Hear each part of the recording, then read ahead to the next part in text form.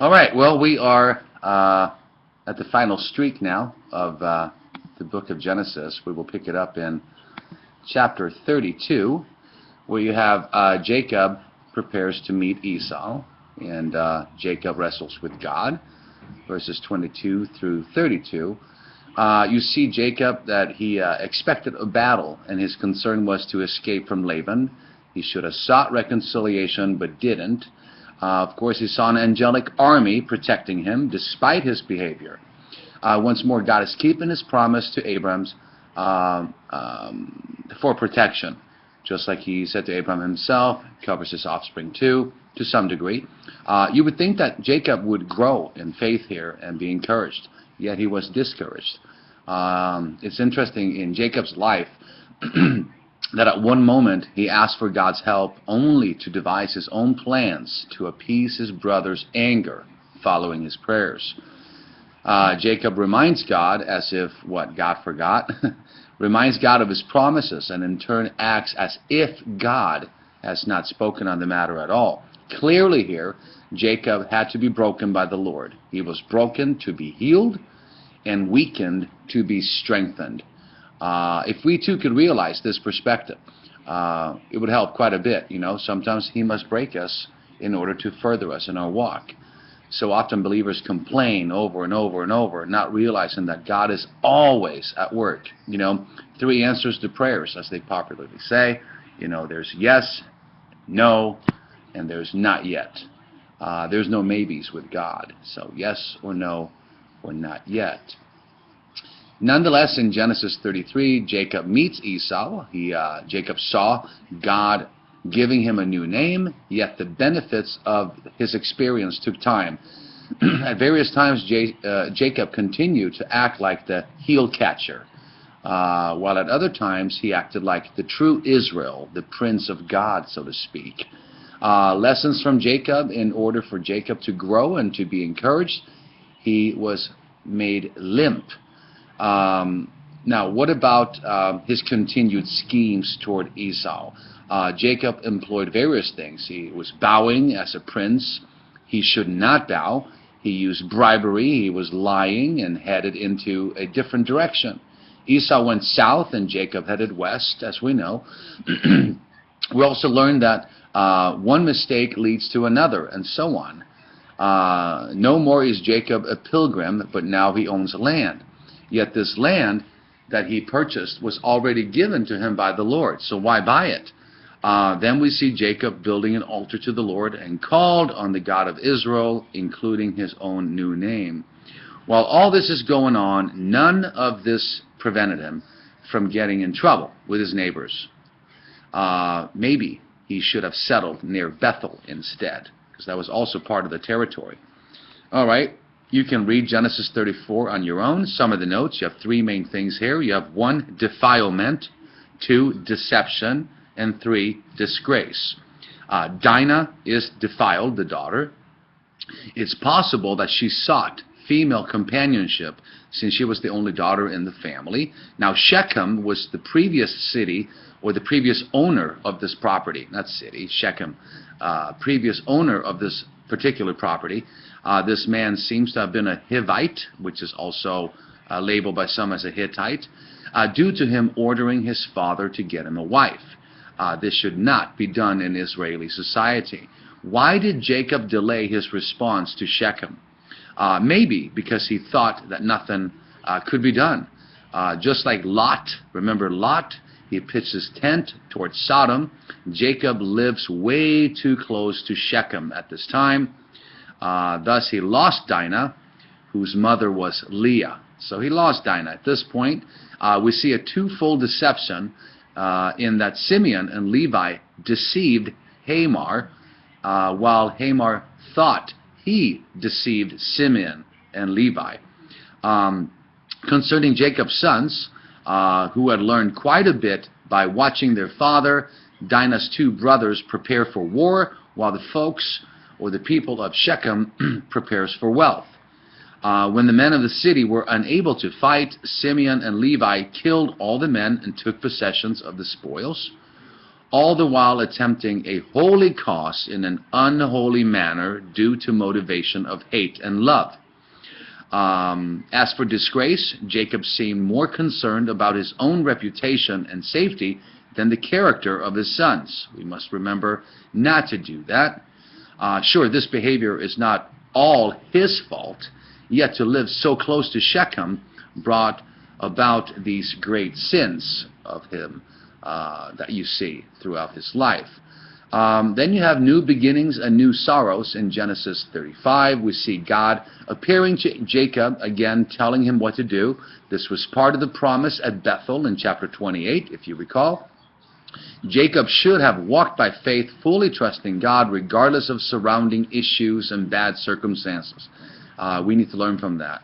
Also, we see that his move from Laban did not change any circumstances whatsoever.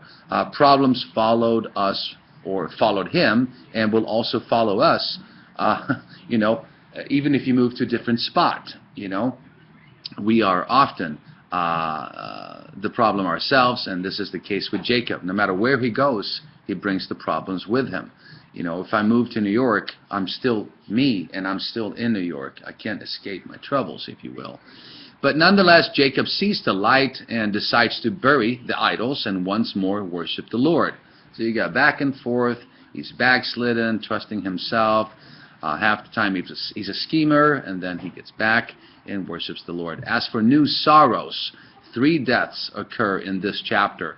And while Jacob is striving more so to live in obedience to the Lord, we still see trials coming. He loses his friend Deborah, he loses Rachel, and then he loses his father. Lots of loss here. And of course, the sin of his son Reuben, sleeping with his father's concubine, came with a heavy price as well. And lastly, we see Esau and Jacob reunited as they bury their father Isaac at 180 years old at the cave of Machpelah. And you have pictures of Machpelah in previous slides. Genesis 36, in addition to new beginnings and sorrows, we also see a new joy, the birth of Benjamin. While a joy, still it cost Rachel's life, a terrible sorrow and loss for Jacob. So Jacob changes his new son's name from son of my sorrow to son of my right hand, which is to say, a very high place of honor in the Near East. While Jacob's heart is broken, we see him becoming more and more a man of faith. As he's aging in years, he's learning to trust the Lord. Sometimes the Lord will break us and allow us to experience horrible things in order to mold and to shape us. You've got to remember, he's the potter and we are the clay. So we have to rejoice in tribulation. You remember in the New Testament, rejoice in tribulation. It produces perseverance. So just like Jacob was a man of sorrow, Jesus too was a man of sorrow. As the suffering servant in the messianic prophecy of Isaiah 53. You also have Psalm 22. But then in Psalm 110, verse 1, we read that the son of the hand, including similar words in Mark 16, verse 19. So compare Psalm 110, verse 1 with Mark 16, verse 19. Nonetheless, Jesus was a man of sorrows as well. In all, the family now is complete as the sons and mothers are listed. And despite their failures, God has chosen the sons of Israel to bring about his will throughout the entire earth. In Esau's genealogy, he is the ancestor of the Edomites, quote-unquote, destined to be foes of Israel. All right, Genesis 37, Joseph is despised for his dreams, and evident discord in Jacob's family here. Joseph's brothers end up hating him, mainly because Joseph was Jacob's favorite son. And the fact that Joseph had such dreams, how could you blame them? How would you respond if your brother told you about a dream indicating that not only will you bow to him, but the entire family will bow to me? This is, of course, prophecy in the works here. So Joseph is sold and Jacob is deceived. His brothers attack him. They take his prized robe and sell him to the Ishmaelites on their way to Egypt. The Ishmaelites are Arabs, as you remember.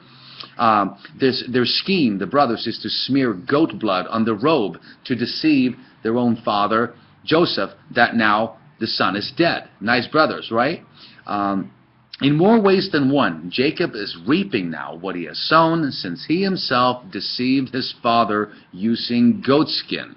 Now he is deceived by the blood of a goat. Genesis 38, you have the brothers died due to divine judgment. Judah left home, most likely due to family discord. We're in slide 308. He decides to marry a Canaanite, which is a big mistake, since it's against their traditions, as we've seen in chapters 24 and 28. By the time of the Mosaic Law that came later, this was forbidden in Deuteronomy 7, verses 3 through 4. Yet this marriage led to disaster, and God killed 2 of Judah's sons. Er dies first for unspecified reasons, and then Onan, O-N-A-N, dies for refusing to father a son to carry Er's name. Fathering a dead brother's child was expected in that culture. This too became law later in Deuteronomy 25. Read verses 5 through 10. Then you see Tamar and Judah. Here you have harlotry and hypocrisy in one. Er's widow, Tamar, denied an heir by Onan, is now upset when Judah refuses to give her a third child. She wants more kids. Thus, she disguises herself as a prostitute and seduces Judah. Wow, really? Upon hearing that Tamar is now pregnant, Judah self-righteously orders her to be killed until he learns that it is his child. Then we have another case of older versus younger. In Tamar's twins, the midwife ties a scarlet thread around the wrist of Zerah, Z-E-R-A-H, Zerah, not Sarai or Sarah, but Zerah, whose hand appeared first, but drew back his hand. And then the other baby, who's now Perez, was born first. In the lineage of Jesus, you have an illegitimate child, including Rahab the prostitute that we learn of later. Truly less than noble people. All right, in Genesis 39, you have Joseph denies her, so she defames him. The Ishmaelites who captured Joseph and sold him to Potiphar in Egypt, who served in the court of the Egyptian Pharaoh. In contrast to all this, to Judah, who sacrificed his honor for the pleasure of a prostitute, Joseph refuses the advances made by his boss's wife. Not only was such a behavior out of character for Joseph, but adultery was a great evil and sin toward God, including one's own body. When we commit adultery, it's not just against God, it's against the person that you were married to, but also against one's own flesh and everyone around you, because sin does pollute. He had a true godly had he had a true godly self-control, this wouldn't have happened. The key to Joseph is his character at this point, though. His good and godly behavior became in time so evident to others in Egypt that it was obvious that he served the Lord and belonged to God, the God of the Israelites, Yahweh. The same should be said of us.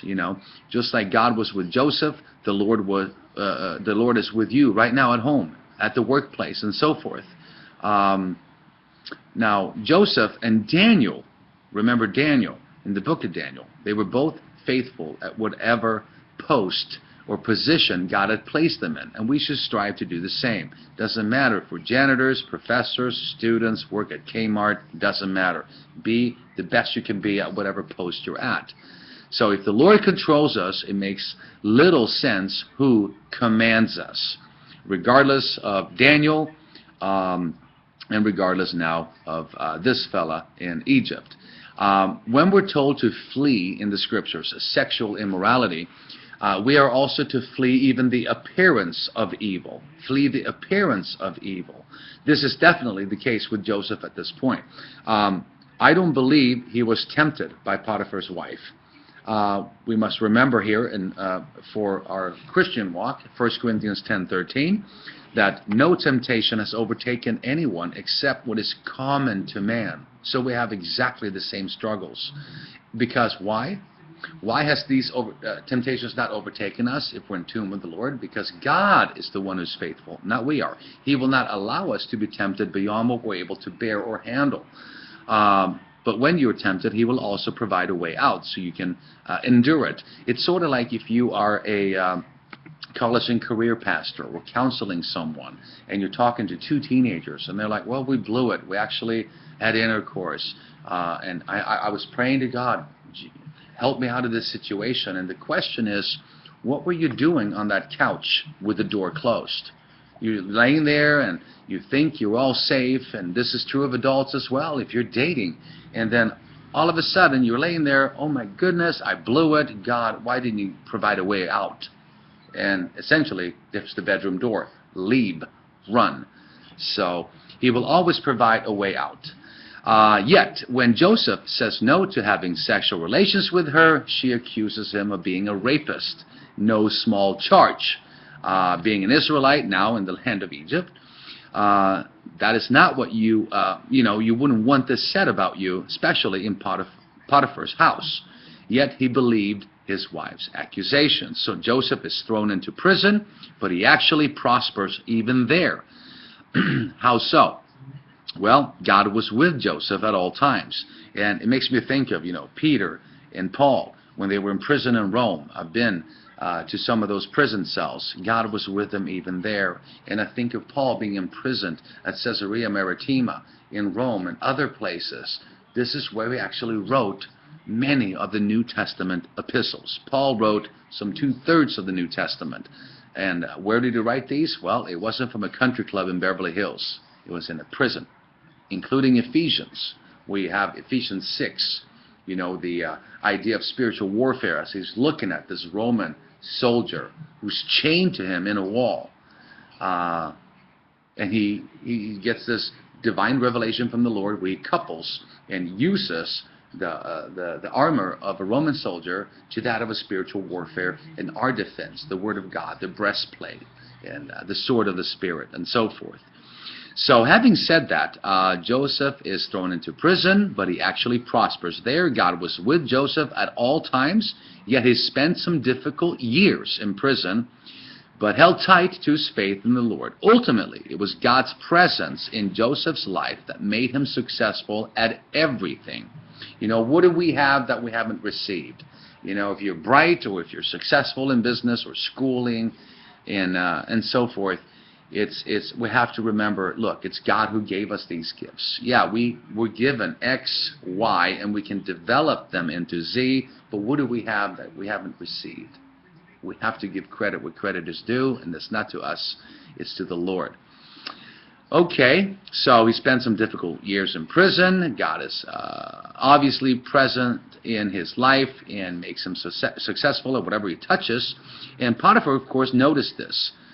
Jewish opinions hold this, that perhaps Potiphar's wife sought to intervene to take advantage of him later, while other Jewish commentators hold that Potiphar might already have distrusted his wife and thus questioned even her report. So those are from Jewish commentators. In Genesis 40, you have the tale of new dreams. Joseph is now around 28 years old. You can figure that out in chapter 21, verses 1 and 46. Two of Joseph's fellow inmates to the king, their servants to the king, they had some strange dreams. The baker and the butler, as you recall. And of course, since God was with Joseph, he enabled him to interpret these dreams. The magicians and the pagan priests couldn't do it. Similar with Moses in Egypt, talking to the magicians and the pagans in Pharaoh's court. He not only interpreted these dreams, but fully understood their meaning. It's one thing to explain a dream. It's another thing to fully grasp it. And of course, the Lord blessed him with this. Notice here that these two dreams are the third and fourth non-Israeli dream so far that you have in the scriptures. The first was Abimelech in chapter 20, verse 3, and then you have Laban in chapter 21, verse 24, and now in Potiphar's house. So Gentile dreams, and in this case being interpreted by a Jew. I love it. Now, the imprisoned servants of the king of Egypt most definitely had more privileges than the Hebrew Joseph. So he was assigned to their personal needs, sort of like feeding sandwiches at the at the local jailhouse.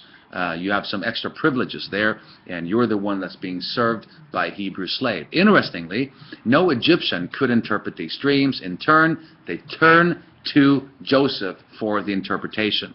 The dreams appear to be positive, right? Blossoms, grapes, placed in the cup of Pharaoh. However, the three branches represented the next 3 days for the Pharaoh, after which the cupbearer would be released from prison, being restored to his position. It appears shameful that the cupbearer did not honor Joseph's immediate request for remembering him. Yet again, Joseph knew that God was with him. The grand finale for Joseph is that he now knew that his 11 brothers would soon bow before him. This must have come as a great encouragement while he's in prison. Genesis 40, you have general notes about Joseph. The key verse describing his life is, quote, Pharaoh said, "You could do it better," or who could do it better than Joseph? We're now on slide 311. And I have small screens here because I have multiple popularly open at the same time, and we have to record on YouTube, so sometimes the print is not that clear. Anyway, Pharaoh says, who could do better than Joseph? What a great reputation.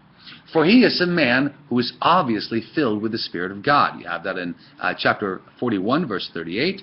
Favorite son of Jacob. Favoritism always breeds trouble. His mother was the beautiful yet flamboyant Rachel, if you will. He used his godly influence and became powerful in Egypt in order to rescue his family. That was God's later plan. He had no idea when he was sold into the hands of the Ishmaelites. He had 1 brother and 10 half-brothers and 1 half-sister. That's on slide 311. His wife's name was Asenath, which is in chapter 41:15.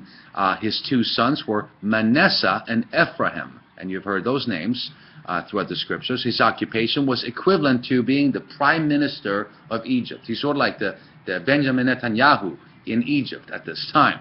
The key events in his life, chronologically, is number 1, his dreams, which is in chapter 37, 5 through 10. Number 2, sold by his brothers to the Ishmaelites, chapter 37, 12 through 28. 3, he was imprisoned in Egypt, chapters 39 through 40. Number 4, he interprets the dreams of the Pharaoh. That's in chapter 41, 1 through 36. Number 5, he becomes prime minister in chapter 41, verses 37 through 57. And number 6, he helps and forgives his brothers in chapter 42 and 45. Helps them and forgives them. Finally, he settles his family in Egypt in chapter 46, verses 47. Chapter 46 through chapter 47, verse 12. Genesis 40, about Joseph, he died at the age of 110. You have that in Genesis 50, verses 22 through 26. He's mentioned 214 times in the scriptures. He lived in Egypt for some 93 years. What are some of the lessons that we can learn from him? He responded well to the very drastic changes and circumstances in his life. We should learn to do the same. He showed others what it meant to be sensitive while also being a man of courage.